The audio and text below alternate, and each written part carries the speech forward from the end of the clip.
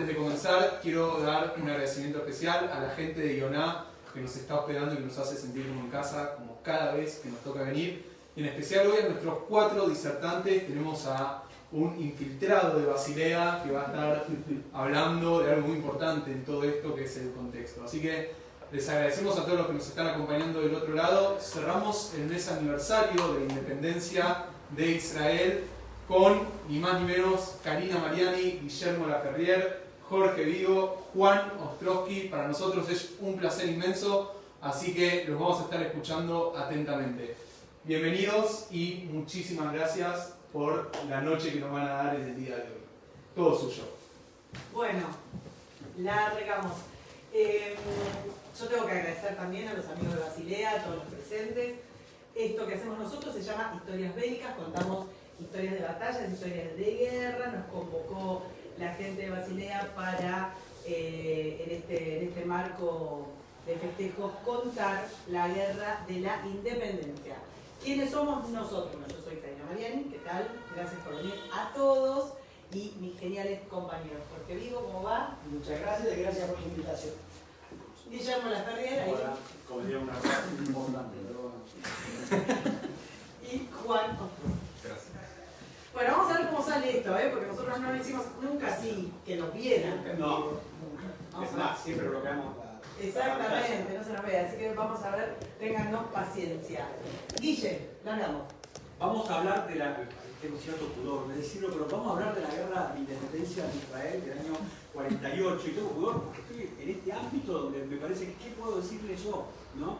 Pero es muy interesante lo que pienso, lo que vamos a conversar, porque vamos a hablar de la guerra de independencia analizándola no solamente de los aspectos políticos, que muchos de ellos, históricos, muchos de ellos ustedes conocen, sino de los temas, de los aspectos específicamente militares de esa guerra, que son hasta extraños y que a prima facie, si alguien viniera de Marte y le agarra un libro y le dice voy a ver la guerra de independencia del 48 de Israel, el tipo no hubiera dado una rupia porque saliera como terminó. Porque los números no dan.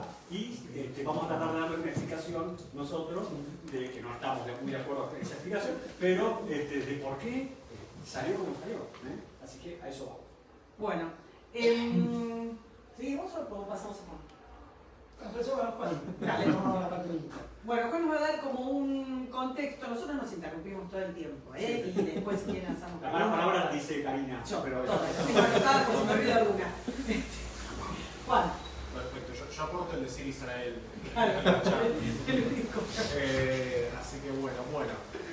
La guerra es una guerra de independencia rara, al menos para mi entender. En primer lugar porque Israel en sí, en el momento que declara la independencia, no se está independizando de nada, porque en ese momento está terminando el mandato británico sobre lo que se conoce como el mandato británico de Palestina. Se independiza por un día. Claro, ni siquiera, o sea, se independiza en el momento que ya no hay nada. Entonces, no es que se independiza de algo técnicamente, digamos. O sea, exactamente, no hay nada que esté controlando en el momento en el cual Ben Gurion en Tel Aviv dice se declara el Estado de Israel.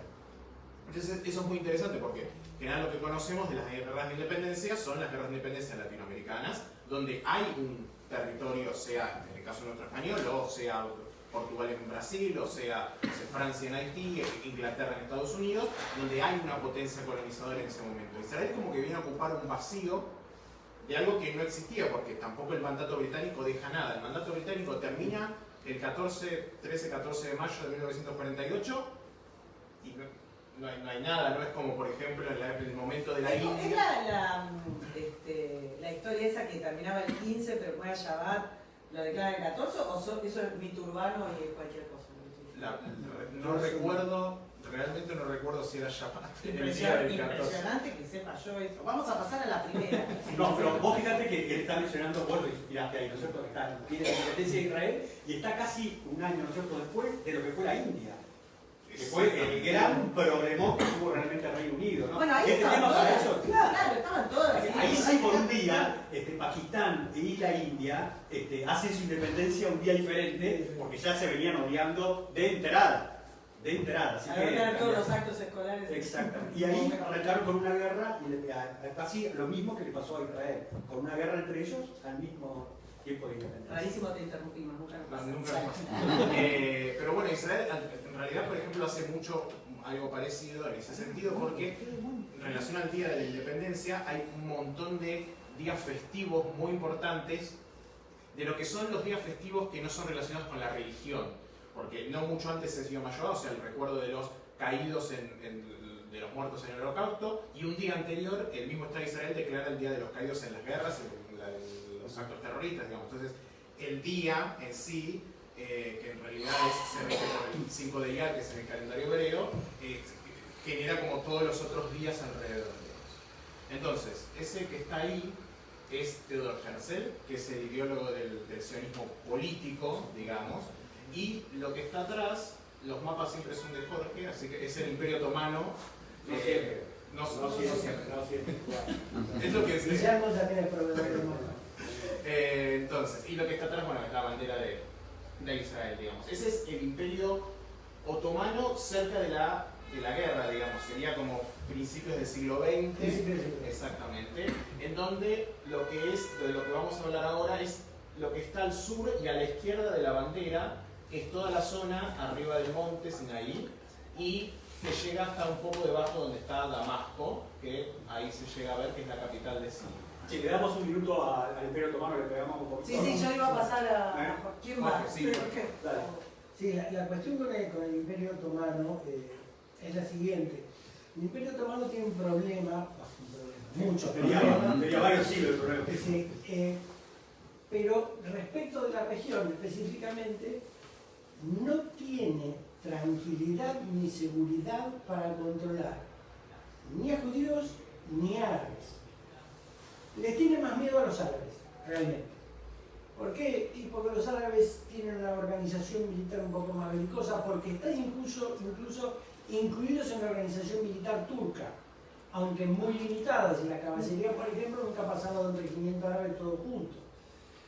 Con los judíos no tenían preocupación, pero no tenían esta preocupación militar. Ahora, ¿qué sucede? El Imperio Otomano, en la zona de la actual Palestina, vigila a los árabes. Los árabes aún son vigilados para que no dañen a los otomanos, pero no importa si dañaban a los judíos. Y eso va a hacer que todos los judíos que ya estaban asentados y los que vengan asentándose a partir de aquí, organicen un sistema de autodefensas. ¿Por qué? Precisamente porque no había una protección del Estado donde estaban. Esas primeras autodefensas son las que después van a dar, 50 años después, origen al ejército israelí moderno. Sí. Entonces, Ahí hay que mencionar también nosotros que el Imperio Otomano, a pesar de eso que mencionás con respecto a que, bueno, con el tema de los árabes, sí atacan a los judíos, bueno, más o menos, era bastante tolerante, era para lo que eran los imperios de la época, ¿no? Y el principal problema que tenían era un tema administrativo, los tipos no podían controlar la extensión que tenían porque todo su sistema era corrupto, ineficiente, era un desastre. El marco de esa tolerancia tiene que ver con las sucesivas aliadas, digamos, previas, o sea, de fin de siglo. No sé decir En por eso. realidad, cuando se van sucediendo la mayor cantidad de años que comienzan la llegada de judíos en gran cantidad, porque judíos había en la zona, pero sí judíos en gran cantidad, sobre todo de Europa del Este, es el momento en el cual el Imperio Otomano empieza a dejar, si queremos, vamos a decir, lentamente ese momento de mayor tolerancia para pasar un momento de mucha menos tolerancia con la llegada de los jóvenes turcos y con lo que va a ser después el genocidio armenio. O sea, es como al revés. De hecho, hay que pensar que en el momento en el cual el Imperio Otomano es un poco más tolerante, en Francia está sucediendo el caso Dreyfus. O sea, al mismo tiempo que en Francia, que supone un país después de un siglo después de la Revolución Francesa, más tolerante, donde, por ejemplo, en la Declaración de los Derechos del Hombre y posteriormente tenemos lo que se conoce como me sale autonomización, pero no es la emancipación de los judíos como personas individuales, digamos. Un siglo después tenemos el caso Dreyfus, en donde acusan a un general francés de ser culpable de espionaje, básicamente por el hecho de ser judío, que se comprobó no solamente eso, sino que en 2 juicios sucesivos se lo culpó se lo degradó y después Y aún sabiendo que el tipo sabiendo todo quién era el culpable, que después no solamente fue, supuestamente lo ascendieron, o sea, eliminaron la degradación, eso de los términos militares no los tengo mucho, y después terminó luchando en la Primera Guerra Mundial, o sea, el mismo momento en el cual el eje de la libertad, vamos a decir, de Europa, que es Francia por la Revolución Francesa, tiene el caso de Dreyfus, y el Imperio Otomano tiene un momento de mayor tolerancia. Pero vos que sos historiador, las paradojas están en la historia, Sí. porque esos jóvenes turcos son los que después, con todo el tema de genocidio, armero y todo el desastre que hicieron, terminan haciendo una Turquía laica, Exactamente. que se oponía a la radicalización islámica. Todo lo opuesto de lo que está sucediendo hoy en día. O sea, Justamente es el todo- mismo conflicto que Quiere decía llamarlos al Gonzalo. orden porque se me van de tema. Estábamos ahí. Yo estoy acá con la foto del amigo. del amigo. ¿Cómo se llama? Bueno, acá tenemos este panorama. Acá estamos con el Imperio Sobre Otomano que viene Clenque. Sí, claro, sobre ese panorama, y juntando lo que dijeron ustedes, lo Pasó que al hay que siguiente. tener en cuenta, un segundo, Vale. es, ¿Turquía tiene que controlar Palestina? Sí, pero tiene el problema armenio y está abandonando territorios europeos. Sí, Es decir, Palestina, en el último Sos el problema número 3000. Claro, no era tan importante. Por eso había un mayor descontrol, por eso había mayor corrupción y demás. Esto sigue así hasta que estalla la Primera Guerra Mundial. Cuando estalla la Primera Guerra Mundial, los intereses empiezan a ser muy diferentes. Para los otomanos, para los aliados, para los árabes y obviamente para los judíos. Todos empiezan a tener intereses diferentes y empiezan a relacionarse con las potencias que participan en la Primera Guerra Mundial. Ahí sí, si querés, podemos pasar. Hay que recordar además que el Imperio Otomano es un imperio que está pasando ya más de 400 años, cerca de los 450 Sí. años. Los imperios en algún momento se caen y después de los 400 años es cada vez más difícil sostener. Ya estaba amortizado. Sí, digamos que sí, resistió mucho y logró dejar posteriormente, obviamente no de la dimensión ni nada, pero un estado. O sea, dejó, digamos, lo que es el corazón, vamos a decir, de lo que hoy es la actual Turquía, es el Imperio Otomano en ese momento. Bueno, y está con vida hoy. Con Y el está amigo con Gogán, vida, está hablando de Se todo me eso. va, se me va. Ahora sueño, no sé. Claro. Ya es un sultán. Claro. ¿Qué ¿Qué pasa? estamos viendo? Ahí está. ¿Qué pasó durante la Primera Guerra Mundial? Durante la Primera Guerra Mundial lo que vamos a tener es que estos grupos voluntarios de seguridad, o parte de estos grupos, van a ser incorporados al ejército británico de diversas maneras. No totalmente legales en algunos casos una ilegalidad tolerada, pero además los ingleses tienen un funcionario que se llama Balfour, que fue ministro de Relaciones Exteriores, y es el que hace la famosa declaración de Balfour, que es la primer promesa de un Estado judío en Palestina. Los británicos eran de prometones. Sí, Le prometieron a la India en la Segunda Claro, Guerra. Pero también, sí, Ay, le tocamos el corazón. no, pero voy a decir, yo también también estamos jugando con, prometí cosas interesantes, pero estamos jugando con los árabes también. Sí, no, sí, sí. También, estamos jugando a varios por puntos. supuesto. Pero Palestina se lo prometían a una persona por semana. Sí, digamos. sí. Claro, todo el mundo, ahí claro. tenés una diferencia.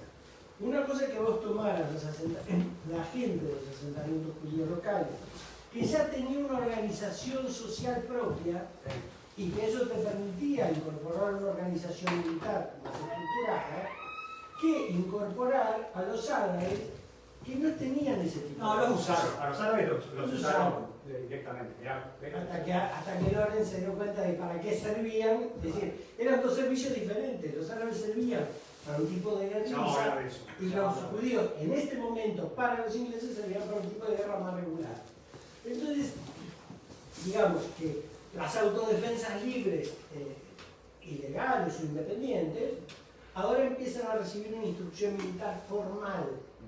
Es decir, empiezan a adquirir experiencia que después la van a transmitir a todos los que los sigan. Sí, ahí empezamos también con una pequeña diferencia en el sentido de que esa experiencia que reciben Sí. no es la que va a explicar, a mí, en mi juicio, el éxito que tuvieron en el 48. Es decir, porque no es una Una capacidad. joyée que no se sabe si gana. Ah, bueno, está bien, pero no es la capacitación militar que, digamos, los está preparando para enfrentarse contra el ejército turco en una gran batalla. No, a ver, es tomarle el gusto a la pólvora. No más que eso. Sí, eso sí. No más que eso, porque incluso además lo que van a tener que aprender después no tiene que ver No. mucho con lo que pasó en la primera Tal cual. guerra. Y escúchame, ¿y ahí también se arman o no? Sí, sí, les dan armas porque los tienen cuadrados. Lo que no tienen son unidades judías independientes. Son soldados dentro de unidades inglesas. Esa es la manera en que se incorporan. Como si fueran nativos, digamos. Claro, si van a- sí, la verdad. Hay que Es decir, decir, ya ya no, no hay que decir. es el protectorado no estaba, pero era como si estuviera. Ok, claro, exactamente. ¿Quiénes son los muchachos que estamos Los que viendo? están acá es decir, Balfour es el hombre que está ahí canoso en una esquina, y estos dos vestidos de uniforme, el de arriba se llama Sykes y el de abajo se llama Picot. Es un inglés y un francés. Estos dos hombres que tenían, a pesar del uniforme, tenían títulos académicos diplomáticos, son los que van a acordar con las distintas naciones de participantes, de las potencias participantes de la Primera Guerra Mundial, el reparto del mundo de la posguerra. Realmente es eso. En lo que atañe a esta región es esa división que aparece en el mapa. La que más nos interesa a nosotros son el grupo A y B, que son, el B es el protectorado inglés, que va a llegar hasta Irak y va a ocupar toda Palestina, y el A, que es el protectorado francés. No tuvieron mucha preocupación con los nombres que ponían. No, que ni- ponían. esa es la división, sí. Ajá. Después arriba, cosa que no va a pasar, el grupo C, que es el verde, eso supuestamente iba a parar a manos de Italia. Era cualquier cosa. Ahora, ¿qué pasa? Como este acuerdo fue con todas las naciones, pero era un acuerdo secreto, los judíos lo único que conocían era, era la propuesta de Balfour. Pero ¿qué pasa? Sucede la Revolución Rusa. Rusia se separa del concierto de naciones occidentales, pero Rusia había participado del acuerdo Sykes-Picot y lo primero que hizo fue publicarlo. Cuando lo publica se produce un escándalo y una conmoción política entre los judíos que están en la región y los que no están en la región. Y con los árabes también. Y con los árabes también. Pero de todas maneras la división se hace. No toda, como dijimos recién, pero la francesa y la inglesa se hace. Con lo cual, volvemos a tener la necesidad de tener autodefensa. Con hombres que, como dijimos recién, habían probado el gusto de la pólvora Sí. y alguna cosa cerca. Así Y que, con una densidad mucho mayor, del 10% de la guerra pasada, al Sí. 20, 25. porque acá también hay otra cosa, que si pasemos a la próxima placa. De estos hombres ahora vamos a hablar. Esas zonas negras que están ahí son los asentamientos nuevos judíos en la región. Algunos son reasentamientos de los que estaban en el lugar y otros son los que han venido de Europa y de distintos lugares, la migración. Ahora, eso que parece un salpicado simplemente, no lo es. Estaba diseñado estratégica y políticamente para expandir las regiones de influencia, para tener control, por ejemplo, sobre las costas, para tener control hasta llegar al mar de Galilea. Es decir, acá había una mezcla, había tierras que se podían reclamar al protectorado inglés y tierras que se podían comprar, pero no se hacía al azar. Claro, eso es lo que te dicen que, bueno, está bien, con la salida, se dice Aliot, compraban, financiados, qué sé yo, compraban, hacían la Bartola, no, ninguna No, Bartola. estaba todo organizado. Y esa es a ver, hablemos ahora. La gran virtud que tuvo lo que va a ser el Estado de Israel desde estos tiempos hasta hoy es la coherencia en todas las medidas que van tomando.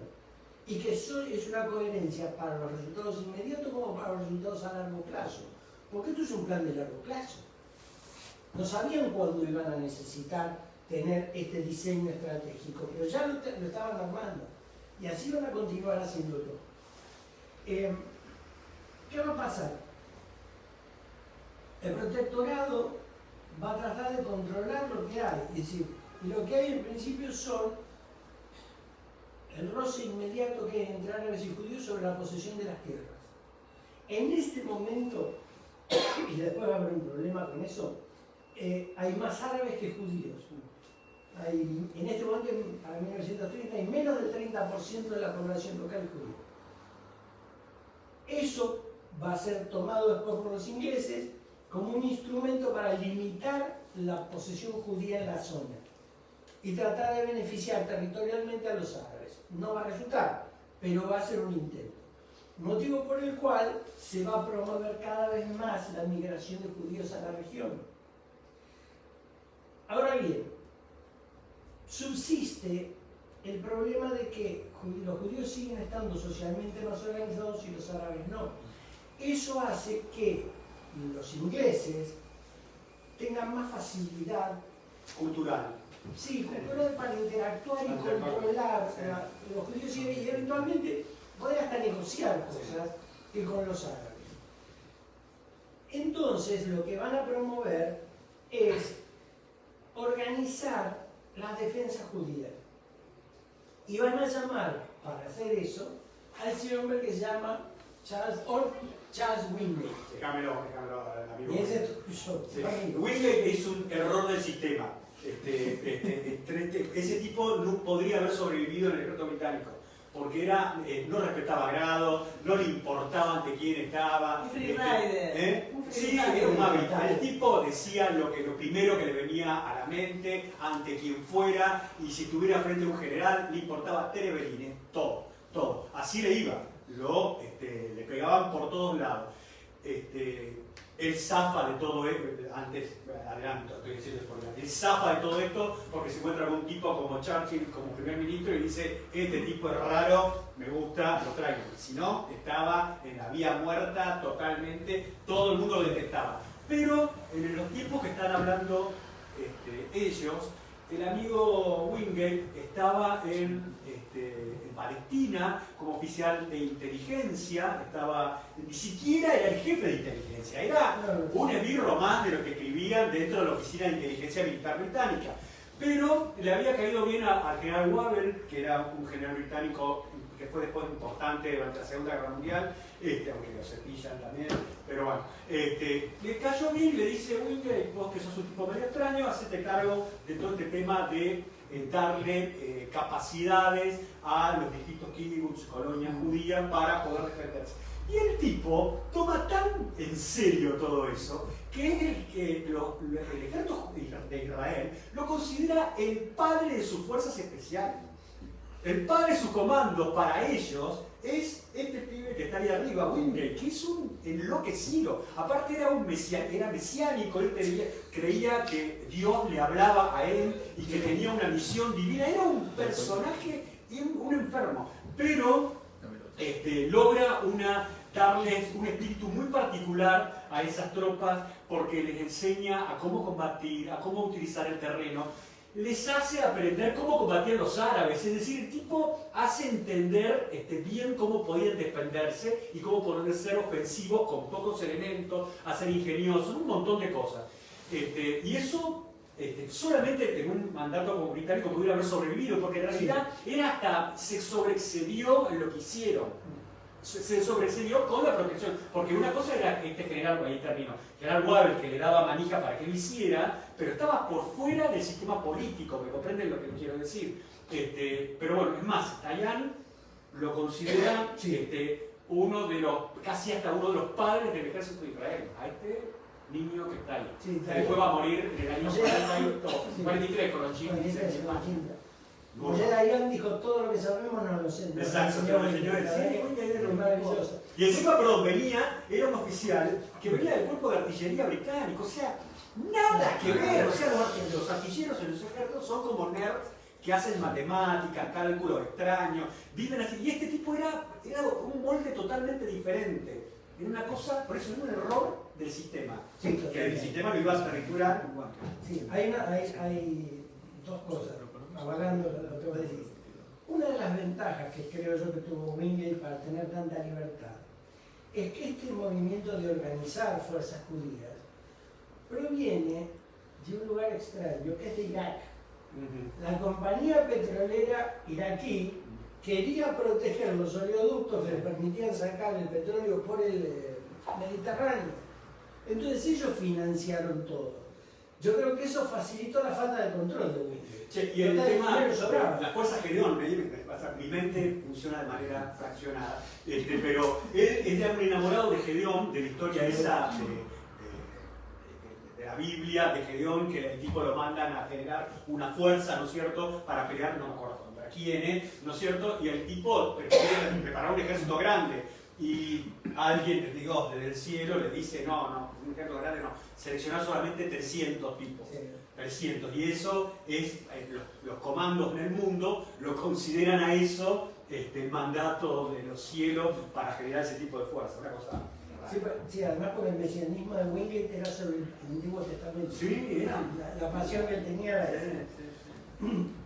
Él los entrena, pero además se percata de algo. Él crea una fuerza regular para custodiar los oleoductos, que es la Fuerza Especial Nocturna. Sí. Sí. Pero no le alcanza. Ahí Cuadro sí, nocturno, cosas así, no me acuerdo. tiene otro por ahí, pero sí, escuadrones nocturnos, una cosa así. Pero no le alcanza, pero por supuesto él sabe, porque lo ve, lo tiene delante de él, que cada kibutz tiene su fuerza de defensa. Entonces, ¿qué es lo que va a hacer? Creo que el nombre de Fuerza Especial Nocturna fue puesto a propósito porque estas fuerzas irregulares e ilegales, cuando hay que hacer operaciones de vigilancia nocturna, se suman a las legales y se usan durante toda la noche hasta la madrugada. A la madrugada cada uno vuelve a su lugar.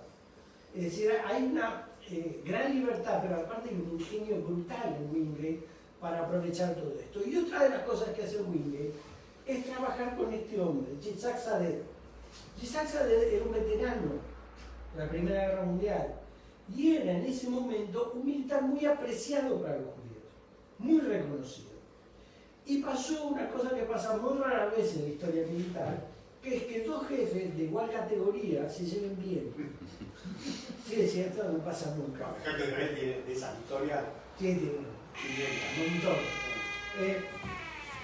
Entonces, yo creo que entre el ingenio y la capacidad militar de Wingate y el ingenio y la capacidad militar de Sadeh, más el ascendiente de Sadeh con tema étnico directamente, eso es lo que logró la mezcla que hizo que estas fuerzas progresaran.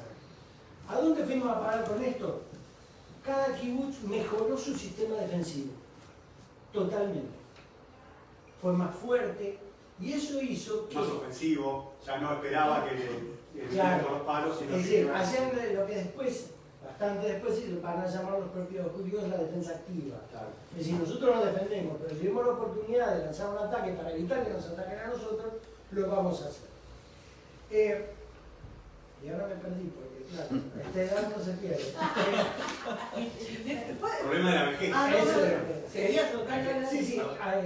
Lo que van a hacer es, al organizarse de esa manera, porque también no nos engañemos, todo esto sucede a la par de ataques árabes permanentes a las posiciones judías. Esto va a hacer que las defensas judías sean mejores y los árabes empiecen a bajar los ataques por el desgaste. Tal cual. Se hacen cada vez ataques mucho más costosos. Sí. Así que se logra una cierta estabilidad. No paz, no tranquilidad, pero cierta estabilidad de De dominio. los palos, digamos. Exactamente. Yo quisiera volver un segundo a la diapositiva anterior. Yo no la sé Por unos, nunca. O sea, está pedido imposible porque... Exacto, no tengo a todo que No, calentar. solamente por una cosa. Ahí hay tres logos, sí. tres escudos, de los cuales son los dos de la izquierda. El de arriba es el de la Haganá. Hay que recordar que como en todo, digamos, hay un grupo de 10 judíos, hay 15 grupos, digamos. No son 10 y 15, son 15 los de las ideas. En este caso, digamos, el grupo, vamos a decir, que controla de alguna forma no controla, pero la ideología militante es el sionismo socialista, la idea de los kibbutz, sociedades de tierras comunales, ¿sí? De los cuales está aprender a separar y aprender a defenderse. Esas son como las dos ideas básicas. Y de ahí sale la Haganá, que es el escudo que no tiene nombre, que es el que está arriba. Y el Palmaj es un desprendimiento, o sea, es una cosa dentro de la Haganá, es la fuerza de defensa dentro de la Haganá. Esos son las fuerzas de defensa, o sea, ya no es, como decía Jorge, no es una defensa de un kibutz, es una defensa de una serie de kibbutzim, de una cantidad enorme, que responden a una ideología en particular que tiene que ver con el sionismo socialista en Una este caso. construcción Y a una unificada. conducción unificada que después vamos a ver que es Ben Gurión. Y después, la de la derecha, que es la que está en azul, como esa sombra azul, es, no todos los judíos pensaban en relación al sionismo socialista, se abre la línea del sionismo revisionista, de los cuales está Jabotinsky y Begin, que también va a ser primer ministro más adelante, y forman el Irgun, que es ese escudo que de hecho el territorio que está representado no es el territorio del actual Israel, sino que es un territorio que ocupa el actual Israel completa, o sea, más Cisjordania, más Gaza, más Jordania. Es todo el mandato de Transjordania, sería el mandato de Palestina más el mandato de Transjordania, que es la idea original de lo que es el sionismo revisionista. O sea, no es solamente las tierras de lo que hoy vamos a decir es Israel, no es solamente lo que va a ser posteriormente los territorios de la división del 47 de la ONU, sino es todo el mandato. Y esa es la gran lucha que hay entre el Irgun con Begin y la Haganah con Ben Gurion, que además no solamente es el comandante de la Haganah, sino que posteriormente, con esto que decía Jorge, de traer más cantidad de judíos para la defensa, Ben Gurion funda lo que sigue existiendo la agencia judía para poder sostener esa, digamos, para poder organizar esa llegada, y que además va a ser el gobierno, el autogobierno judío, que va a llegar hasta el momento en el cual se funda el Estado, digamos. El gobierno previo judío a la existencia del Estado de Israel es la agencia judía. Entonces, realmente hay una, más allá de que tenemos grupos, de hecho hay otro que es el EJI, que se funda después de la Segunda Guerra Mundial, hay una idea de unificación. Es mucho más sencillo hablar más allá de esta división, con una población, vamos a decir, que tiene una cabeza bastante visible, que es claramente Ben Gurion, que además es una persona que vive hace 30 años en el territorio, que además es el comandante de una fuerza de defensa muy importante, de la más importante, y además es el presidente, vamos a decir, de una institución que no solamente se ocupa de traer judíos al territorio del actual Estado de Israel, sino que además se ocupa de gobernar, vamos a decir, políticamente a la población, que funcionar que hablar, vamos a decir, con la población árabe, que no tienen ese sistema de organización, digamos, más allá de que después del 45 se empiezan a formar los países, Siria, Líbano, Jordania, no tienen dentro del territorio del mandato palestino en ese momento una cabeza unificada. Bueno, y eso se va a trasladar después a la guerra. Es decir, que ese mismo vicio de no estar organizado, de no tener una conducción unificada que nos pudiera coordinar, los va a llevar. Exacto. De hecho, en un momento, sobre todo durante la Segunda Guerra, el Irgun, más allá de que se sostienen separados, el Irgun y la Haganah hacen una especie de impas para sostener la defensa y para poder, de alguna manera, aliarse a Gran Bretaña para ver si es posible posteriormente generar la defensa, la construcción del Estado, más allá de que después se pelean y Ben Gurion y Begin están 20, 30 años sin hablarse, digamos, hay un momento en el cual se unifican, aunque sea como un impasse, digamos, por lo menos hasta la guerra, digamos. Una cosa como lo que pasó en la guerra civil China, que de pronto el Partido Comunista y Nacionalista dice, vamos a sostener un poco. Es importante porque tenían por lo menos un gancho para decir por qué tenemos que parar de pelearnos entre nosotros. Exactamente. ¿No? Además así nos lucimos, porque parece que verdad, de todo. es cierto.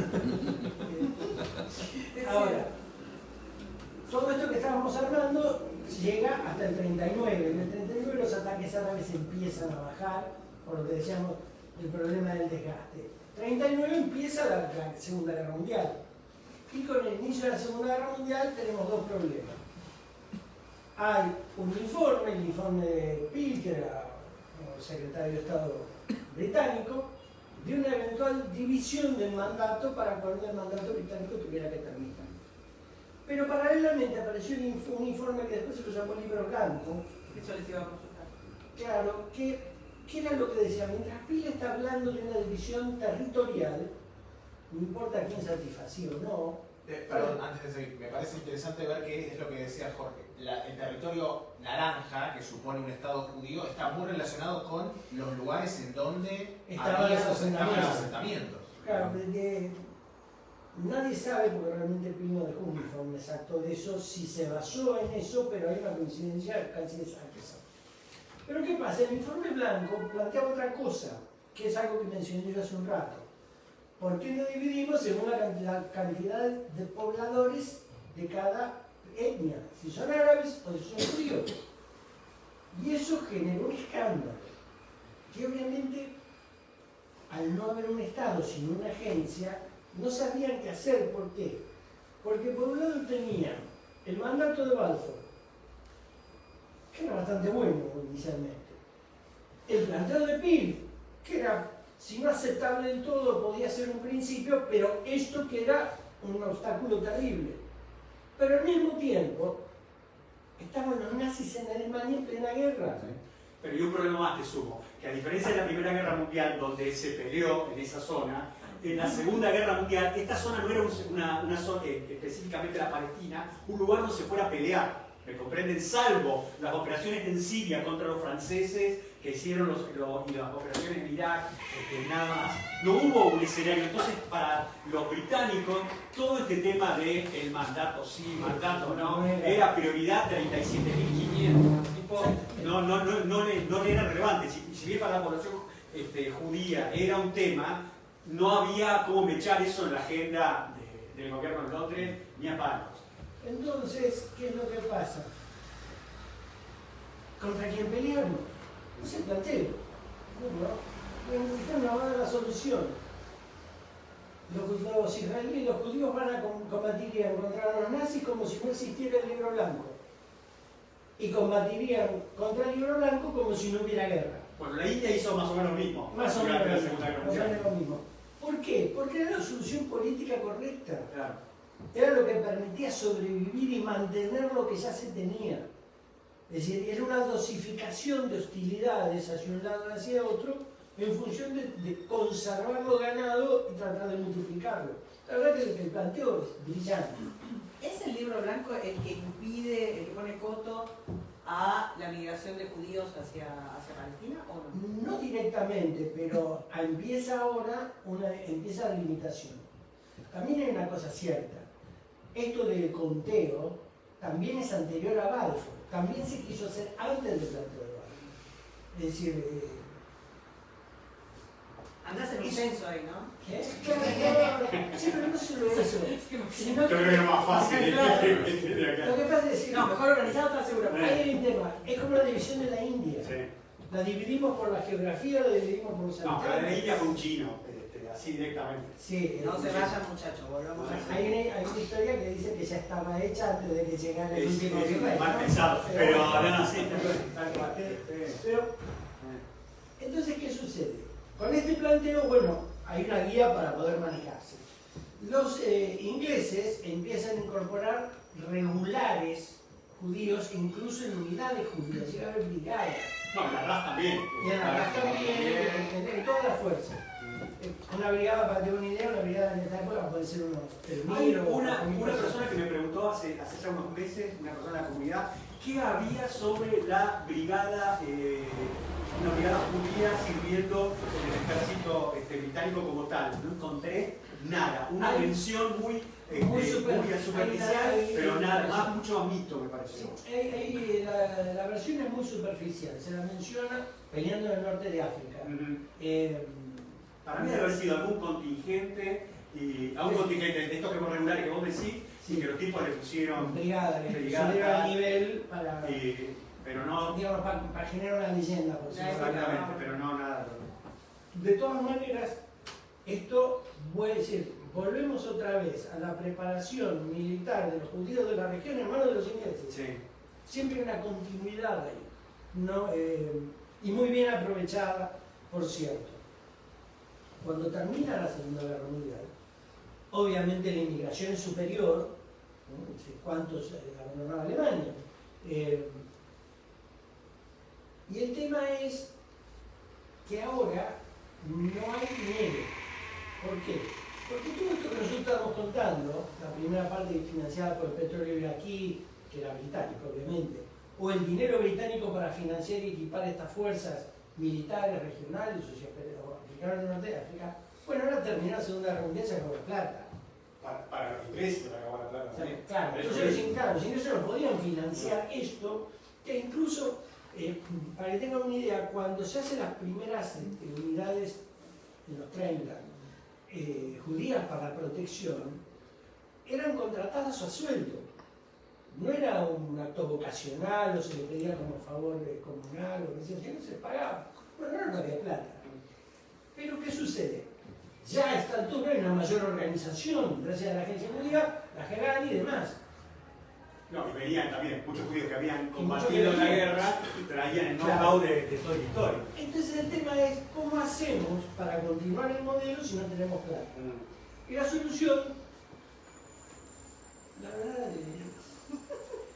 no, a mí sí me maravilla, hay naciones que me maravillan, Israel me maravilla por la inteligencia y la forma de resolver las cosas. Bueno, todos los que llegaban, la mayoría de los que llegaban iban a los kibbutz. Entonces la solución, ¿cuál fue? Nos tenemos que mantener, porque hay que comer todos los días, hay gente, hay niños, hay mujeres y demás. Pero Y hay que además entrenar. y además no tenemos que entrenar. Entonces, ¿qué vamos a hacer? 15 días nos vamos a dedicar al trabajo, al mantenimiento del kibutz, al desarrollo, a la siembra, lo que sea. Y 15 días nos vamos a dedicar a la instrucción militar. No, yo no encontré datos, pero me imagino que esto no era los primeros 15 días del mes y los segundos 15 días del mes, sino que estaría más medido, mezclado y ordenado. Si no se pierde. Si no, claro, si no se pierde. Así que tenían el sustento y tenían la organización y la defensa. Lo que va a venir ahora, con el fin de la Segunda Guerra Mundial, es ya más en firme, después de tantos años, bueno, cuando tenemos un Estado propio. Y van a empezar las discusiones, como decíamos recién, como dijiste, hay 10 judíos y hay 15 opiniones, pero ese tipo de discusiones que son productivas y que son sanas, que llegan a algún lugar. La consulta, por ahí te interrumpo. Eso dentro de la comunidad. Ahora, lo que se incrementa con el fin de la guerra es los ataques y la guerra Sí. casi abierta, Sí, digamos, ataques sí. más reiterados, más Sí, graves. la paz esa de los 30, de Se los 30 acabó, se acabó. se acabó, pero ¿por qué? Porque en el Pero no digo periodo... que hay tole permanente en los ingleses que tienen la gana de irse de ahí, Sí, que no más. no piensan en No nada. pudieron mantenerlo más. No quieren estar más. Se iban a demandar. Claro, pero hay una cosa acá, bueno, yo no la mencioné, pero los ataques que se producen a mediados de los 30, digamos, del 34, 35 hasta el 39, y uno de los ataques los dirige, y muchos de los ataques los dirige el muftí de Damasco, el muftí después termina en Berlín. Entonces los ataques que van a venir después provienen de la financiación de los nazis que ya no están en el gobierno alemán y que además van a tener que ver con la fundación de los hermanos musulmanes y un montón de organizaciones terroristas. No, varios regalitos empezaron a Los ahorros que habían hecho. Claro. Bueno, gente que Claro. supo. Claro, entonces, estos, como decir, estos que vienen ahora a atacar tienen también experiencia de guerra y tienen financiación. Claro. Entonces los ataques se vuelven más fuertes. Digo, porque no es que estaban hasta que termina, hasta que Ben Gurión declara el Estado y dice, bueno, Sí, ahora que no, venimos, no, ¿qué no, pasa? no. Era flor de pelote. Cosa importante, tanto los británicos no podían sostener, Francia tampoco puede sostener. No, Francia se bien. forma Siria en el 45, se forma Líbano, se forma Jordania, o sea, ya Francia tenía que organizar el país. Francia estaba completamente destruido. propio de Francia. 10 minutos después en la guerra en Vietnam, o sea, ninguno de los dos tiene forma de sostener nada porque no tiene, económicamente están destruidos. Reino Unido llega hasta el, si no estoy mal, 51 52 con racionamiento de comida en Reino Unido, no en las colonias, en el mismo país.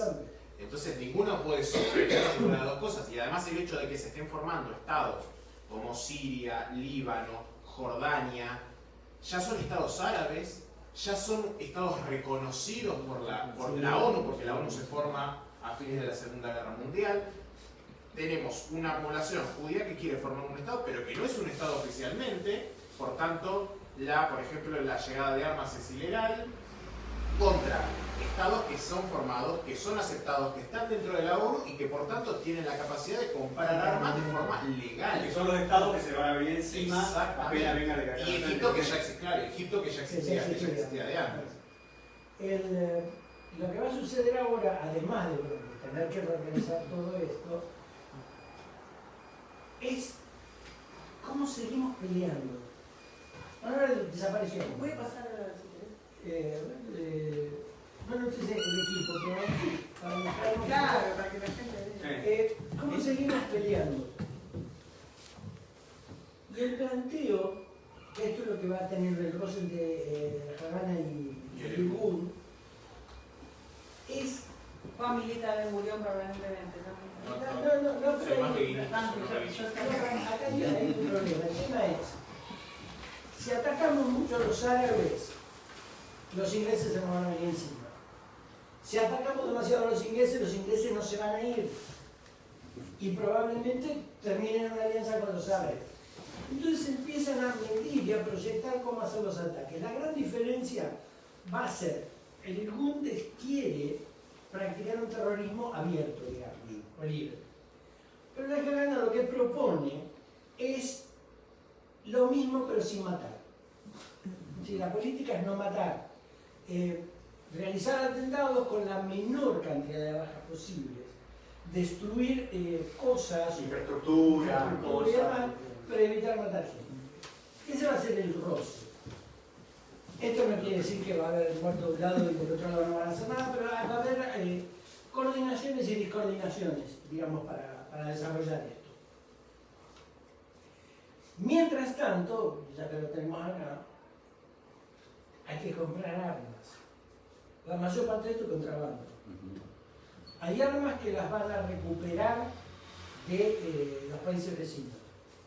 Va a haber cruces a Siria, Líbano, todo van a empezar a tomar equipo francés. Obsoleto, porque van a haber cañones franceses que utiliza Israel en su guerra de independencia de 65 milímetros. Sí, o sea, una cosa de nada, que no servía para nada, que lo toman de los sirios, de los franceses, junto con otros materiales también de pésima calidad, pero es lo que tenían. Y de casualidad pudieron bajarse, tener algunos aviones, algunos tanques que eran relativamente modernos como los Sherman, ¿no es cierto? Pero también, perdón, algo que hablábamos antes de que empezara esto, que es, en el momento que termina la guerra, hay un mercado hay una disponibilidad de material militar para vender, o desparramado en el terreno por todos lados, casi a la oferta para que alguien vaya y lo lleve, ¿me comprenden? Entonces, por eso, ese ejército de Israel que vamos a ver en la guerra de independencia es un popurrí de muchas cosas muy poco homogéneas, que se arrastra hasta la guerra de los 6 días, y con algún tirón, si me apretan a la guerra de Yom Kippur, y ahí se acabó. Una cosa les iba a decir, porque por ejemplo Sherman tenía los dos. Todos. Está claro. Sí, Todos. no, porque lo que decimos Fuerza aérea tenían bastante. No, bastante tenían algunas cosas, pero no era determinante. No era mucho.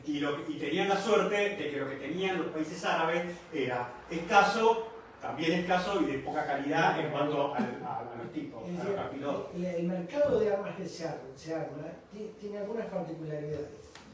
Por ejemplo, el avión, ese que está ahí, originalmente es un avión alemán, un SN-109, pero este es el modelo que tenían los checoslovacos, así que era de inferior calidad. ¿Por qué llegan aviones checoslovacos? ¿Por qué el boicoto del...? Yo te conozco, sí. Pero un pasar de lo que tengas. pero poca calidad. Claro, llegan. Un día, perdón. O un día. Se va a hacer despectivo, sí. Bueno, pero digamos, estamos pensando hacer todo Barnani, porque los chicos lo que querían era vender la chatarra que tenían y producían, porque esa es la realidad. Llegan productos checoslovacos porque los checoslovacos, antes de la Segunda Guerra Mundial, tenían lazos diplomáticos muy fuertes con Francia. Y Francia necesitaba plata. Sí, pero en esa época tenía una industria de defensa de calidad. Claro, sí. En los 30. Acá esto era contrabando. Sí, pero todo. Equipo checoslovaco a Israel y cobró por el pase de mano, digamos. Claro. Y después, las otras cosas que se contrabandearon, seguramente, es que Cuando termina la Segunda Guerra Mundial, los rezagos de guerra se repartían en el campo y se compraba por hectárea. Y yo no sabía lo que compraba.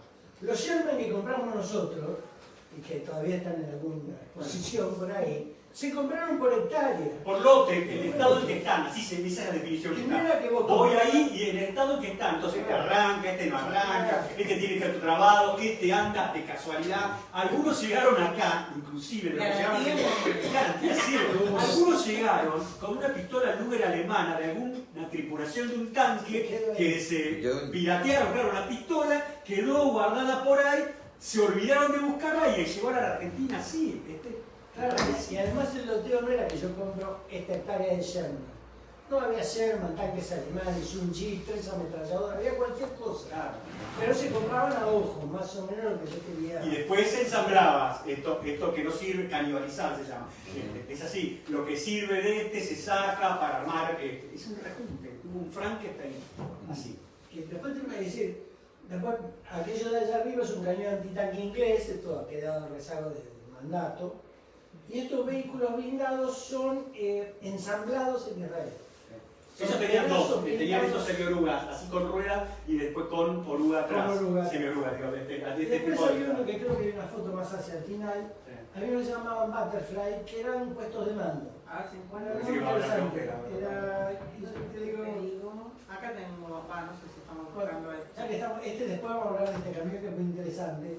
Esto es para que veamos que no es que peleaban en el desierto, se peleaban en todos lados, en las ciudades, en clubes, en todas partes. Acá tengo más. Andame un segundito para atrás. ¿Cómo no?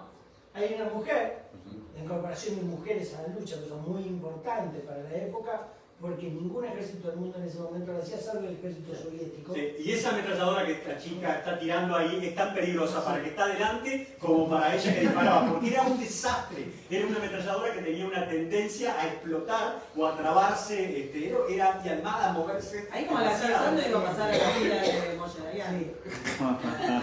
Le voy a adelantar algo. El camión ese que está ahí, que está en una ruta medio rara, esa ruta está alrededor de Jerusalén y de un pueblo que se llama Juba.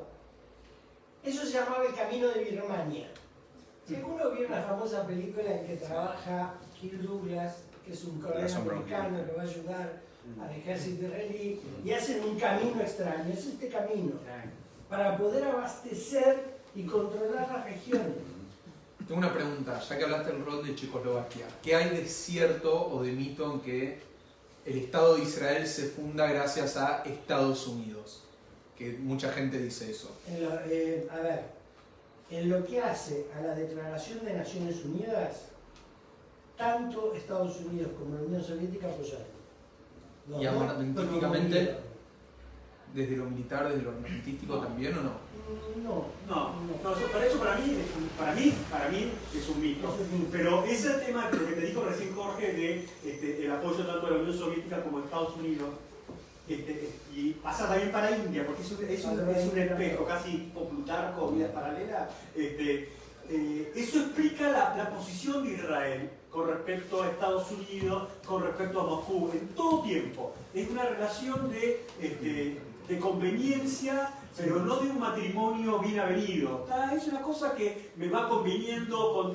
Por hecho, Golda. Claro. De hecho, perdón, eso sigue siendo hasta hoy. Digamos. Hasta hoy, La hoy relación mismo. entre Rusia y Estados Tal Unidos. cual, pero tal cual. Es decir, ¿por qué? Porque Israel no se olvida de eso, de que Rusia fue uno de los que apoyó para que fuera un Estado. Y de hecho la anécdota de esta película, de este coronel, que es cierta, el coronel Marcus, él era judío. Es decir, no fue contratado como un mercenario. Ciertamente lo contrataron, lo fueron a buscar, pero el papo que es judío.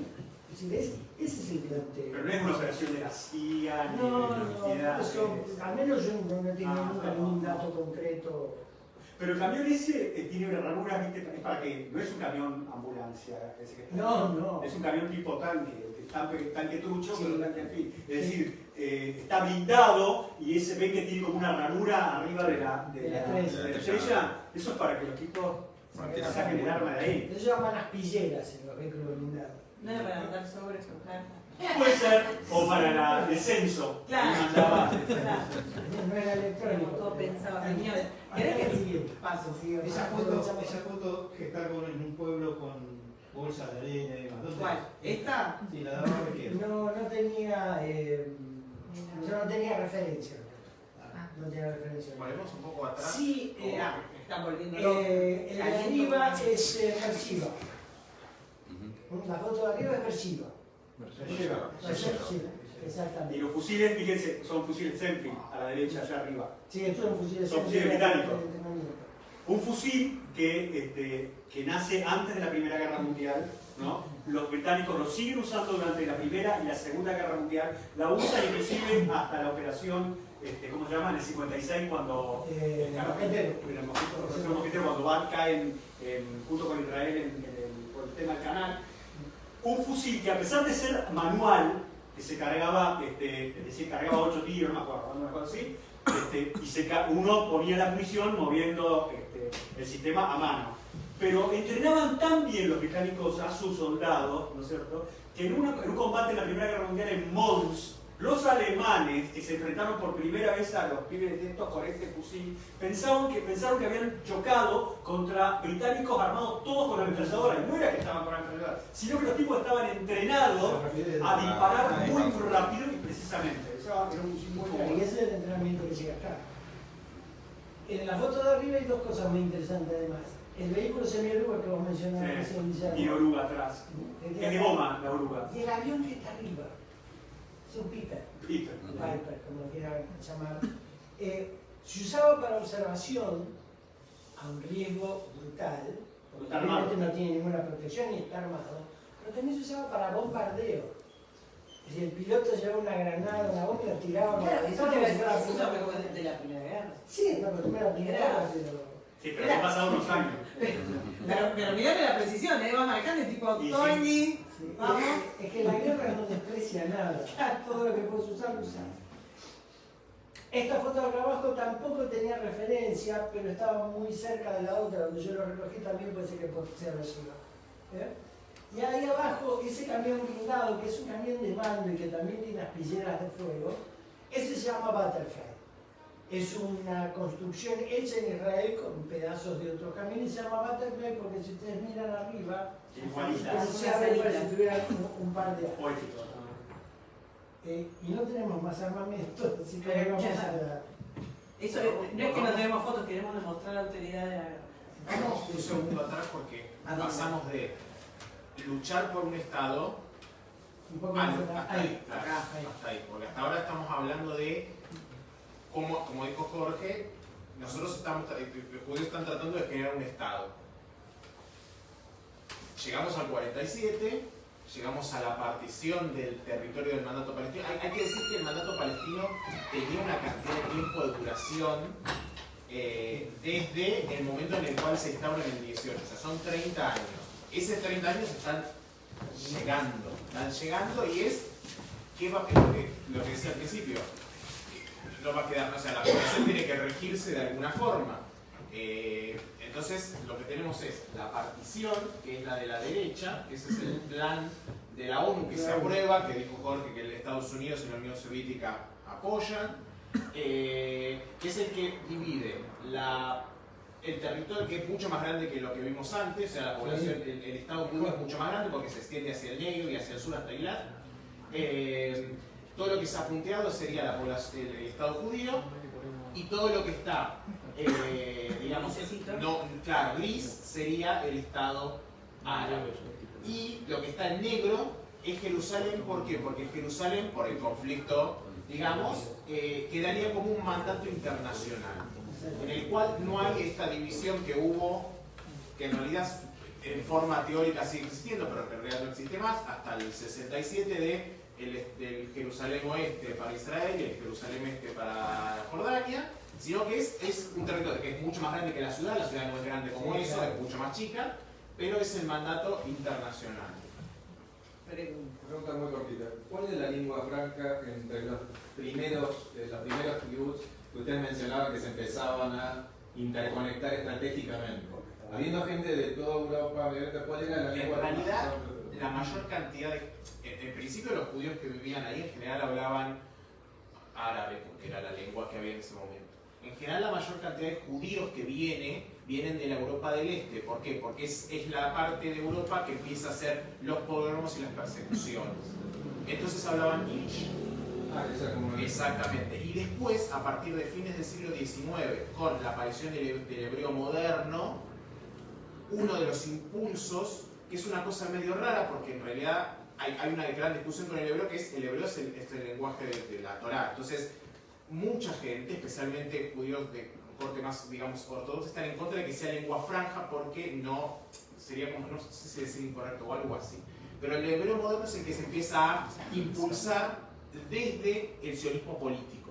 Entonces, lentamente se empieza a dejar de hablar yiddish, que era la lengua en general de la población de los kibbutz, porque la gente viene de Europa del Este, y entonces la lengua en ese momento de la población judía era el yiddish, para empezar a hablar hebreo, lentamente. De hecho, por ejemplo, Ben Gurión mismo enseña hebreo, o sea, una de las primeras cosas que hace cuando llega a la tierra, la zona que actualmente es Israel, que hace allá a principios del siglo XX, es enseñar hebreo. O sea, la enseñanza del hebreo pasa a ser, junto con sembrar y defenderse, uno de los pilares de los kibbutz, porque es una lengua y es la que se impulsa como lengua oficial de primero la población judía, después la población bajo la agencia judía y después el Estado de Israel. ¿Y actualmente cuánta gente sigue hablando yiddish? ¿O ya no se enseña? Yiddish no, muy menor. Los ultraortodoxos. Claro. Las comunidades ultraortodoxas en algunos barrios todavía mantienen el yiddish y se manejan en yiddish y sus carteles son todos en yiddish, pero es una amplia minoría. Pero de hecho actualmente también el árabe es una lengua oficial, más allá de que el hebreo es el lenguaje oficial dentro del Estado de Israel, el árabe es oficial dentro del Estado y la gente en general habla árabe. A ver, también el árabe y el hebreo son idiomas bastante similares, si se quiere, hay muchas cosas comunes y hablan árabe y hebreo, no voy a decir de forma intercambiable, pero hablan de forma bastante cotidiana. Pero es un proceso que cambia desde el yiddish hacia el hebreo desde fines del siglo XIX hacia después, digamos, a partir del comienzo del hebreo moderno y el impulso desde, porque además el hebreo moderno nace en Europa, no nace en el actual Estado de Israel, digamos, el hebreo moderno con el que lo crea, digamos, que en realidad es una modificación del que ya estaba. Entonces la gente que viene empieza a venir de la salida ya bien cerca del siglo XX, principio del siglo XX, ya viene con el hebreo. Ben Gurión mismo viene con el hebreo. Bueno, yo tengo acá la propuesta del 47 y estamos en la gatera. Porque estos días, Sí, la declaración de la independencia, mencionar lo de Juan, lo que vos dijiste que no mencionan ninguna límite territorial, eso me parece importante.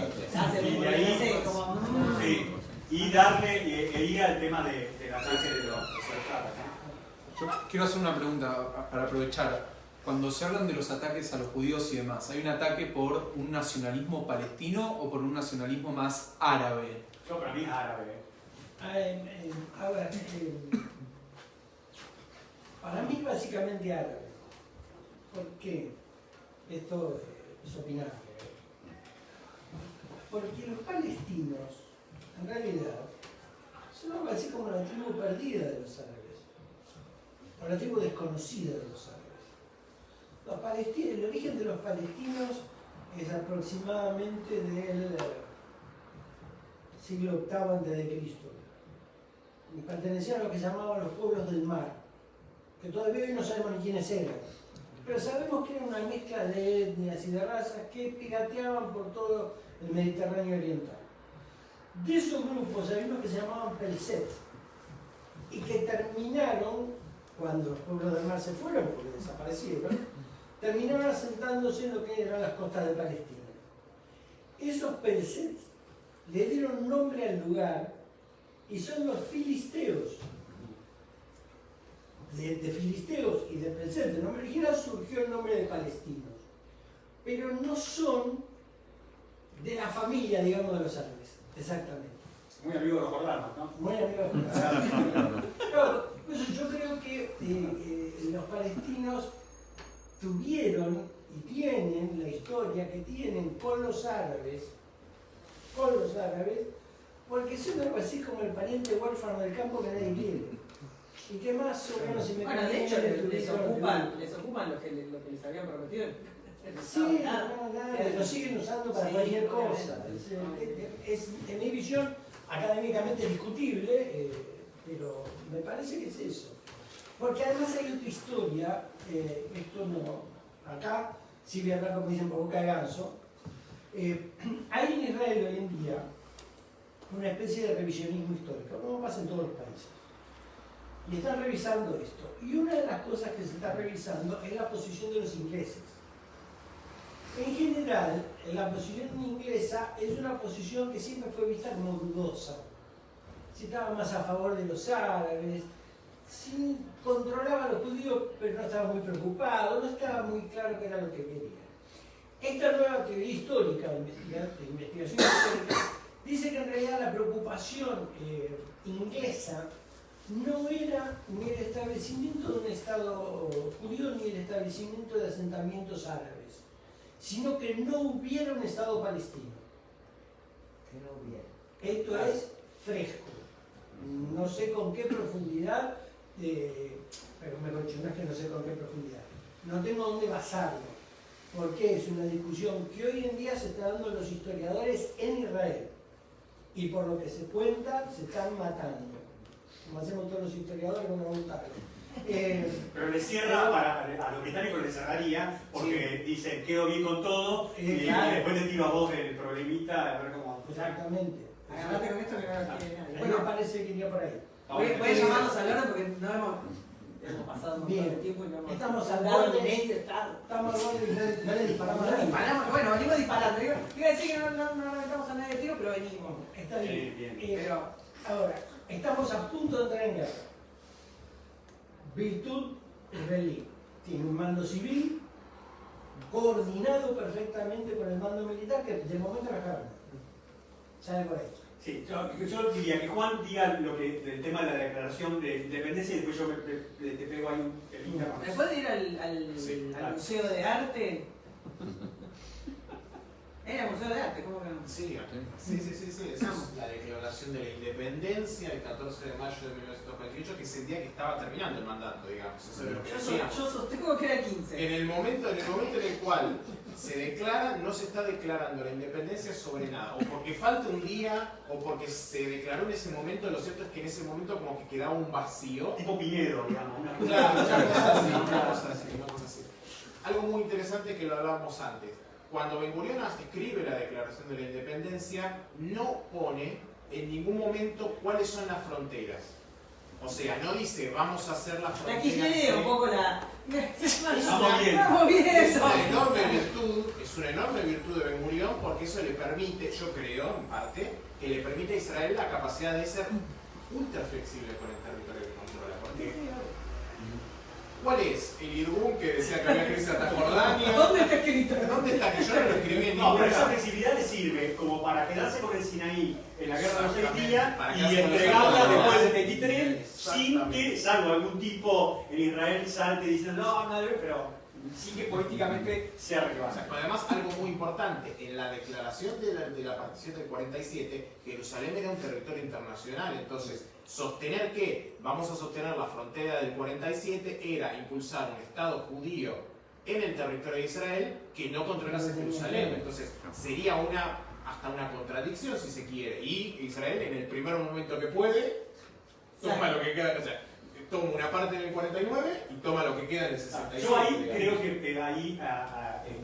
yo creo que a Gurión debe haber pesado su mirada militar, en el sentido de que el tipo se daba cuenta de que no podía jugarse atarse a un determinado límite territorial, porque eso era indefendible, no tenía en realidad límites como para ser operativamente decir, bueno, yo me apoyo en tal río, en tal, no sé, Y cordillera, además, no había nada. otra cosa, todos sabían que, o sea, de hecho, está la famosa historia que Golda Meir, como parte de lo que sería la organización judía dentro de este momento, viaja a Jordania y le pide por favor al rey jordano que no se meta en la guerra. digamos, eso no lo logra, después Jordania... Le dice que bueno, que más o menos, pero si son como una especie de protectorado... Lo manda a bañar, Gordon le dice. Sí, Gordon dice, Pero esa relación con Jordania de Israel siempre fue así, Sí. Pasa que digamos, dice la guerra de los seis una días. cosa así medio rara de te dije, no te dije, bueno, te dijo que hagan tal cosa. Se dan todas las guerras, ¿eh? Exactamente. Por otra parte, no está de más recordar otra vez que uno de los grupos que tiene armas dice que Jordania tiene que pertenecer a las tierras de Israel, digamos, o sea, al Estado de Israel. No es menor que uno de los grupos más importantes militares y políticos dentro de lo que va a ser posteriormente, desde el 14 de mayo del 48, el Estado de Israel, dice que el Estado de Israel no tiene que ser el mandato de Palestina, sino el mandato de Jordania. O sea, todo el territorio hasta, no sé cuál es el Jordania. Exactamente. Es importante esto, y otra cosa es, Israel sabe, desde el momento en el cual declara la independencia, que va a haber guerra. Eso lo saben, de hecho hay muchas cavilaciones entre Ben Gurión, Golda Meir, había otra gente como Yeyaret y mucha otra gente en lo que sería el comando de lo que va a ser después el Estado de Israel, diciendo nosotros sabemos que apenas declaramos la independencia va a haber guerra.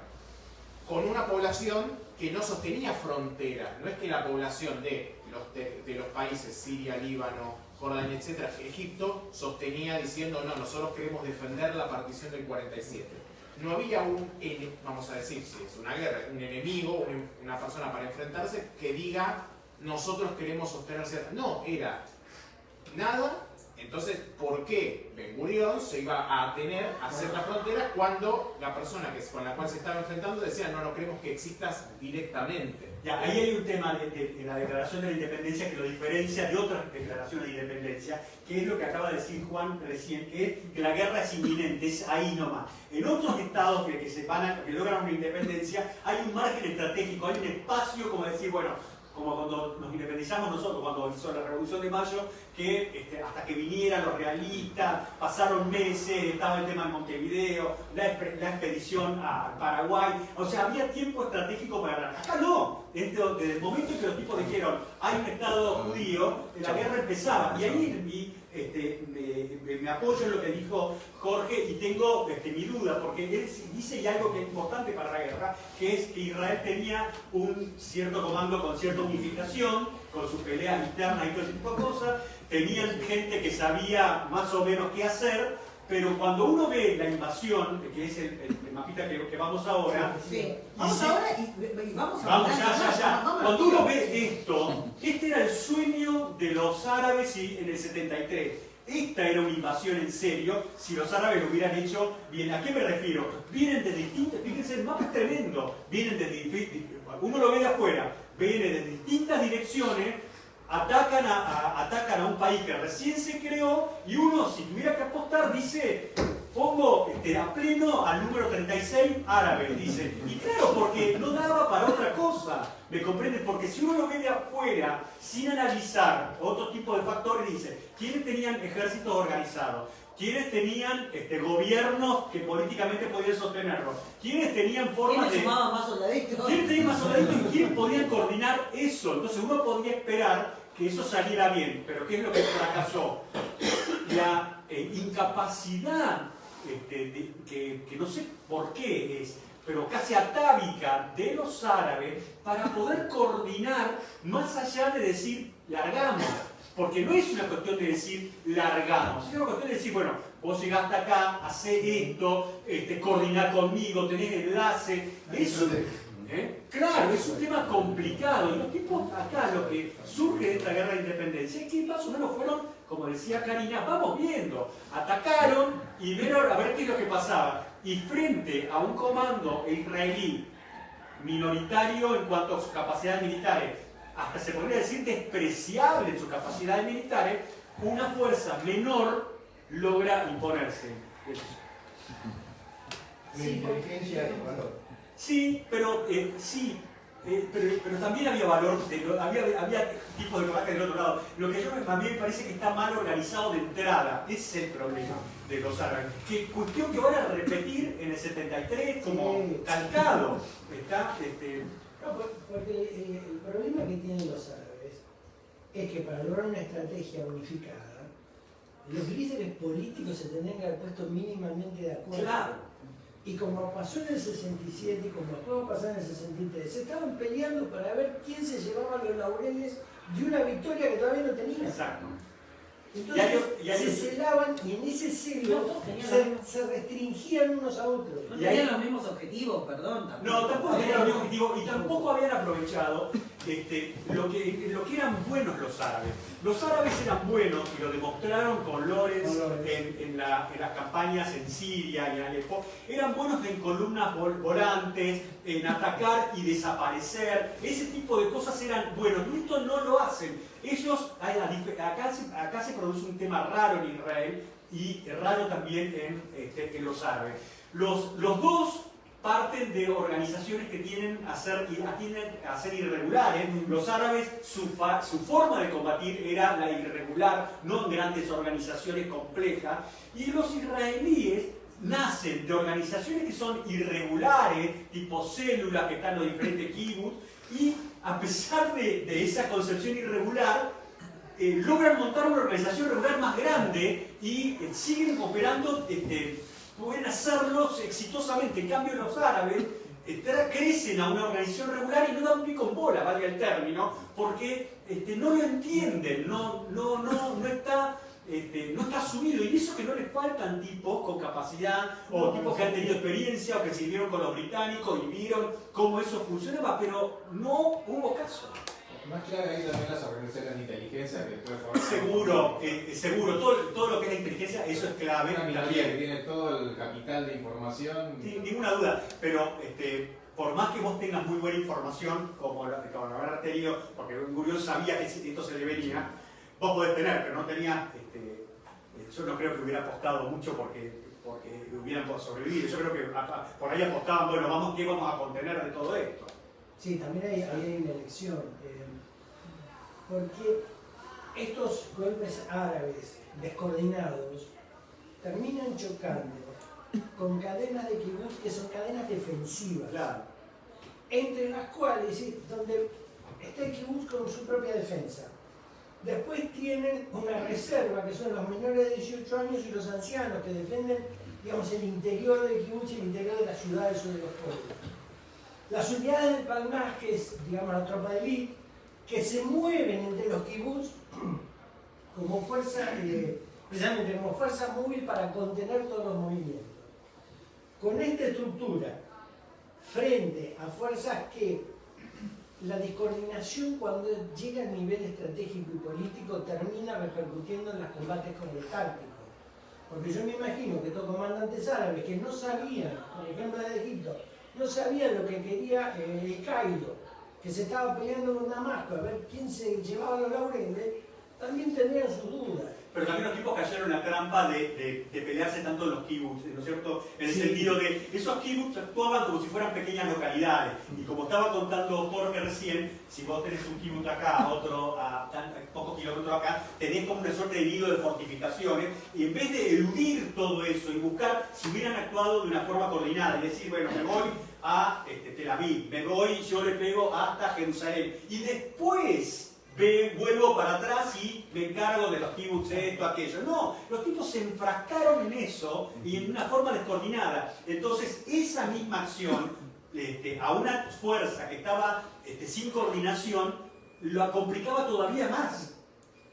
Todavía más. Entonces, bueno, eso es la Los kibbutz terminaron siendo los focos de atracción del ataque árabe para que el Palmaj como fuerza móvil atacara a esas fuerzas árabes por atrás, por el costado, por cualquier punto débil. Es decir, hay también una falta de preparación general, por decirlo, entre los árabes, o de aprendizaje profundo. Porque el terreno de ese combate, el terreno que para los blindados que tenían los árabes, era un terreno que daba como para estas penetraciones que estamos mencionando, de irnos por alguna ciudad, de penetrar y causar un caos y después ver. Pero no. Y ahí hay una cosa. Una de las principales cosas que Wingate le inculca a los judíos es el aprendizaje del terreno y el aprovechamiento del terreno. Eso que los árabes parecen... Claro, eso que parece una nimiedad, es mucho... es básico, es decir, el terreno no es el campo, o sea, uno ve un terremoto, vas a operar, a hacer una operación militar. No es decir, bueno, acá hay una alturita, acá hay un pueblito. No, es entender qué lugares tienen muertos, es decir, para que no se puede disparar, qué lugares yo puedo tomarlos para tener mayor control, qué lugares no tengo buen uso de comunicaciones, dónde puedo obtener agua, dónde hay un montón de cosas. Y no leer el terreno, no saber qué pasa en el terreno es grave, gravísimo. Bueno, tenemos, no sé si quieres avanzar, yo digo, hay 2 treguas. Hay 2 treguas, es decir, la guerra empieza inmediatamente declarada el Estado de Israel y las Naciones Unidas intervienen y la primera tregua es el 11 de junio. Así que la guerra dura un mes, la primera parte de la guerra dura un mes. Esa primera tregua es aprovechada por todos, pero principalmente por los israelíes para reorganizar la fuerza. Y no solo reorganizarla, sino que además hacen nuevos reclutamientos. Porque el flujo de inmigrantes sigue. Entonces hay que reentrenar y reclutar y reincorporar. Y la otra medida que toman es, hasta acá, yo tenía la Hagana, tenía el Irgun por otro lado, tenía los grupos de defensa locales, las reservas, los sistemas logísticos y más sueltos, con gente que eran todos... Sistema, bueno. Pero eran todos voluntarios, porque no tenía Estado. Si no tengo Estado no podía tener un ejército. Bueno, ahora en esta primera tregua crean el ejército de Israel. Entonces, todo esto empieza a ser una organización legal, formal y completa, y empieza a aparecer la obligación civil de la defensa. Yo no puedo decir, bueno, pero tenía la voluntariedad, sí, pero esa voluntariedad con una garantía civil es mejor porque entonces ya tenemos soldados que tienen defensas legales para actuar frente a cualquier inconveniente. Entonces, esto completa mucho, esto me parece terriblemente importante. En esa tregua no solo se reorganizan, sino que además van a rediseñar la forma de la defensa, van a empezar a utilizar algunos sistemas muy clásicos. Hay un sistema que inventé en inglés que se llama aproximación indirecta. Un pibe del motor, un tal Liderhack. ¿En qué consistía? Consiste que cuando yo voy a atacar al enemigo, digamos que el enemigo está acá, y hay un camino que me lleva hasta ahí, la idea principal es que el enemigo defienda esto que se llama vía de aproximación. Yo voy a venir por acá. Bueno, la idea de este inglés, que formulada antes de la Segunda Guerra Mundial, es: esta es la vía principal o la vía más directa, o usted tiene por acá atrás. La más complicada, la que nadie espera, la menor expectativa. La más rara. Entonces, si le sumamos a lo que hablábamos antes, que los kibbutz son focos de atracción de los ataques árabes, y ahora yo, desde el mando israelí, busco los ángulos más complejos de ataque, más daño provoco. Y eso es lo que logra la mayor expansión. Eso va a llevar hasta la segunda tregua, que si yo mal no recuerdo también es un mes más. Lo que pasa es que va a ser una tregua más larga porque va a durar de fines de julio hasta octubre. Y en ambas treguas, los israelíes ya hacen algo que es muy importante. Uno podría decir, bueno, mire, la tregua termina mañana 27 de mayo. Entonces, bueno, vamos a atacar el 28 de la mañana. Bueno, no, atacaban el 28 a las 0. Es decir, no había ninguna dilación entre el fin de la tregua y el primer ataque. Eso también les dio mucha ventaja. Y después de la última tregua, lo que va a suceder es la expansión. Los árabes están desgastados, están mucho más débiles, va a haber expansión sobre el Negev, va a haber expansión en toda la región, por lo cual va a terminar generándose un mapa diferente. Las Naciones Unidas va a volver a terciar y va a plantear, vayamos al último mapa.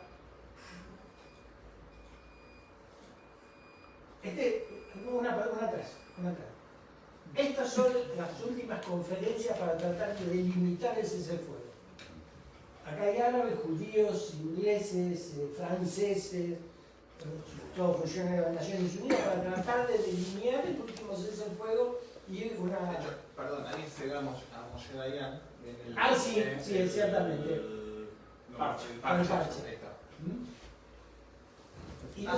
Y sí, pasará así. Y nosotros entonces vamos a pasar de la partición del 47, que es la original, el ataque de julio del 48, cuando empieza virtualmente el gran ataque árabe, y la última etapa después de julio, que son las expansiones, y que llegan hasta Eliad. Eliad todavía no existía, tenía otro nombre, no recuerdo, pero estaba frente a Acaba, cerca de Acaba. Y ahí va a aparecer esta bandera, la bandera de tinta. Esta es una bandera pintada. Sí, con virome. Sí, la pintaron para poder reclamar la región. La verdad que es una... Estaban los jordanos, tenían ese lugar.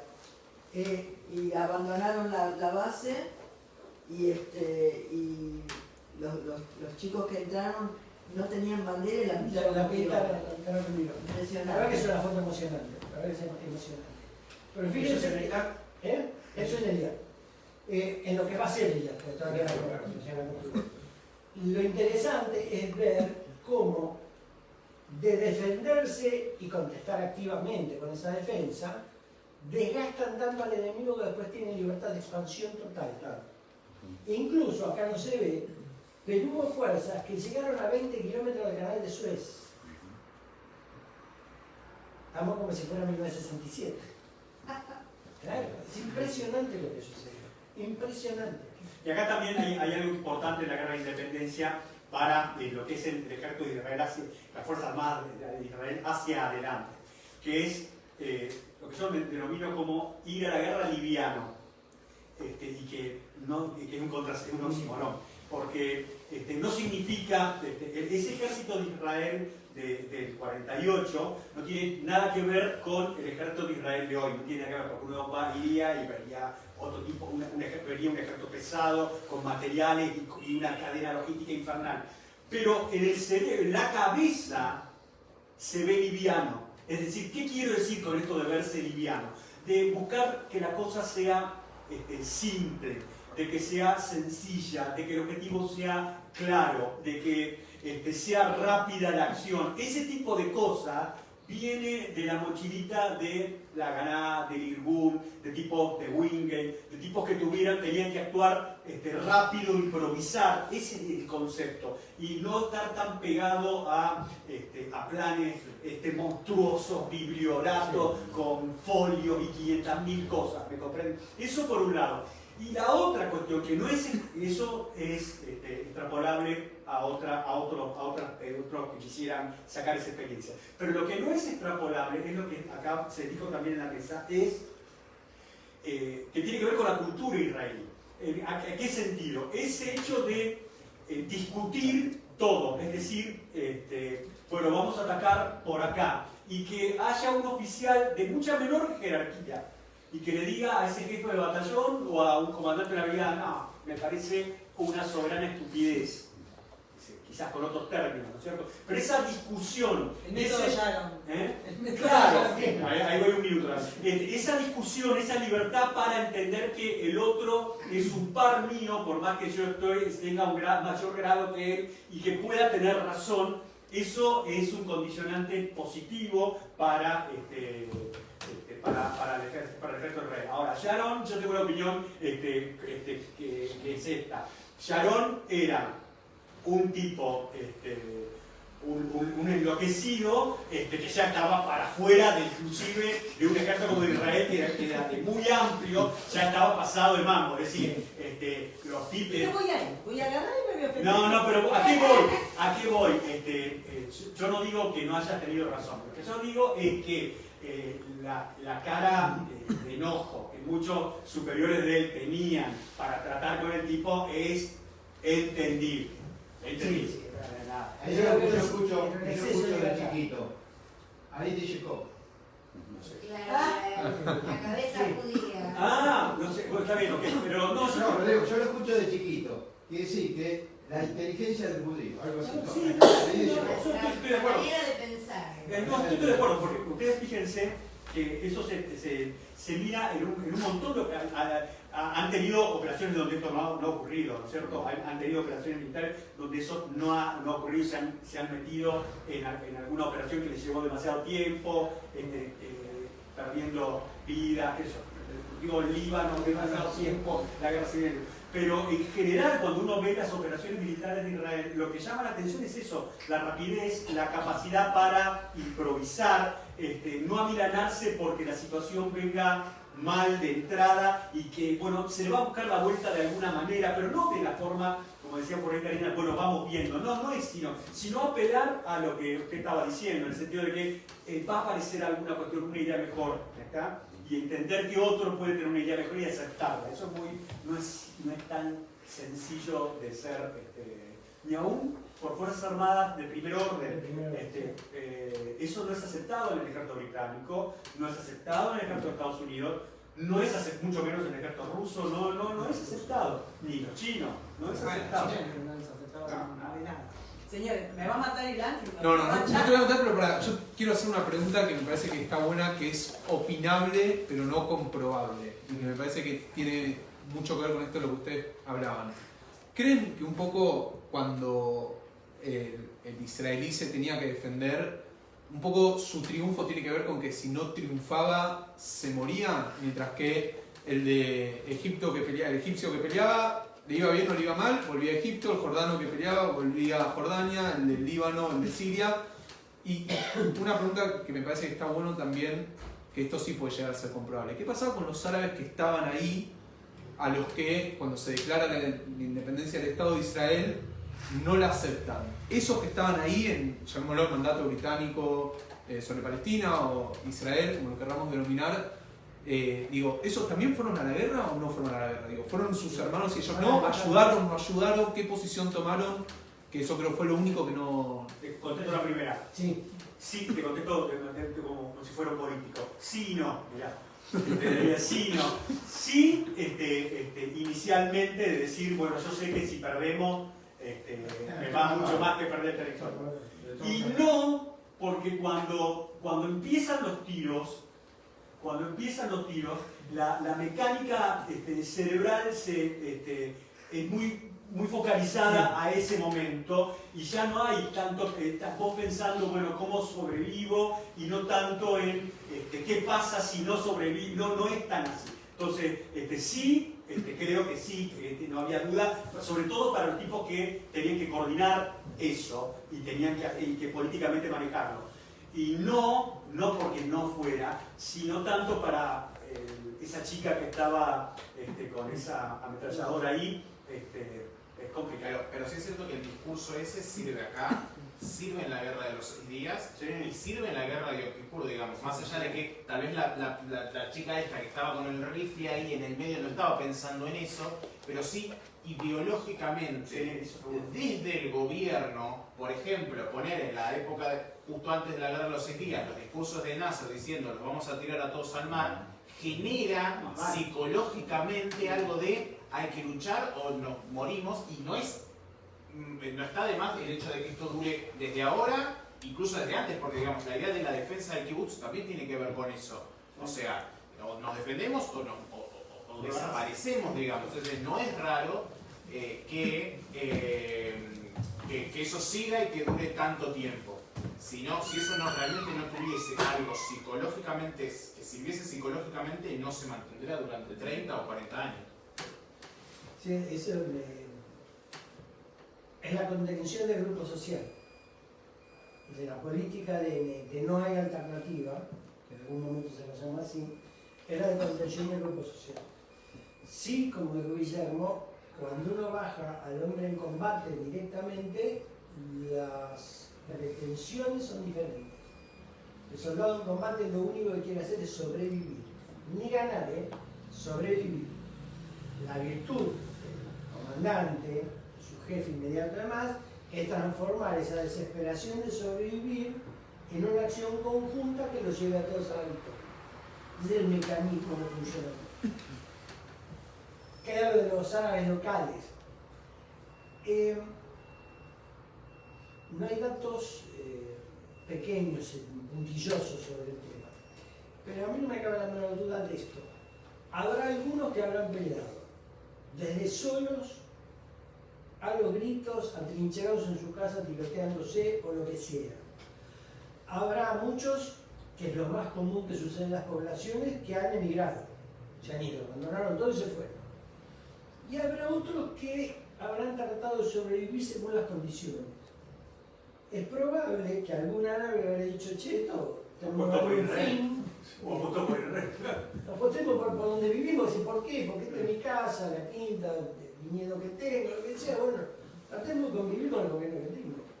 Es decir, porque ninguno de nosotros es tan fanático por lo político y por lo ideológico como muchas veces construimos. Y eso aplica a cualquier guerra y a cualquier país. Cuando te dicen, este país se está defendiendo de otro, ¿no es cierto? Y toda la población está broquelada en una defensa heroica, duda porque tiene gusto a... Al menos nunca se ha visto hasta ahora, ¿no?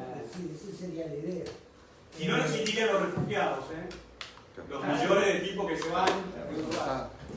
Bueno, vamos a cerrar. No sé si queda alguna cosa por el único decir. detalle es la guerra, las Naciones Unidas trata de acordar un cese de fuego y una paz, no tienen éxito y lo que se hacen son pases por separado.